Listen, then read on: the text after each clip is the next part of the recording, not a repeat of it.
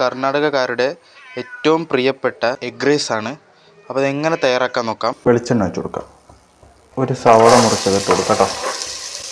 അത് നന്നായിട്ടൊന്ന് വഴറ്റി കൊടുക്കാം. ഇഞ്ചി വെളുത്തുള്ളി പേസ്റ്റൊക്കെ ഇട്ട് കൊടുക്കാം. മിക്സ് ചെയ്ത് കൊടുക്കാം. നന്നായിട്ടൊന്ന് പച്ചമുളക് ഇട്ട് കൊടുക്കാം കേട്ടോ. നന്നായി എരിവ് കൂടുതൽ വേണ്ടവർക്ക് പച്ചമുളക് കൂടുതൽ ചേർത്ത് കൊടുക്കാം.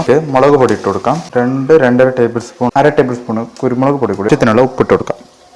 നന്നായി മിക്സ് ചെയ്ത് കൊടുക്കാം. ഇത്തിരി വെള്ളം ചേർത്ത് മിക്സ് ചെയ്താലും കുഴപ്പമില്ല. സുർക്ക എസൻസ് ആണ്, ഇത്തിരി ആഡ് ചെയ്ത് കൊടുക്കാം കേട്ടോ.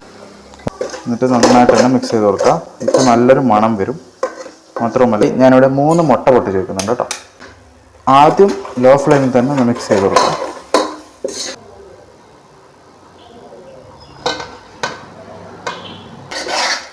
അതുപോലെ അടിയിൽ നിന്ന് മറിച്ചിരുന്നു. അപ്പോൾ ഇതാ കുറച്ച് ചേർക്കുന്നുള്ളൂ കേട്ടോ. എഗ് റൈസ് ഇവിടെ തയ്യാറായിട്ടുണ്ട്. ഈ വീഡിയോ ഇഷ്ടമായാൽ തീർച്ചയായും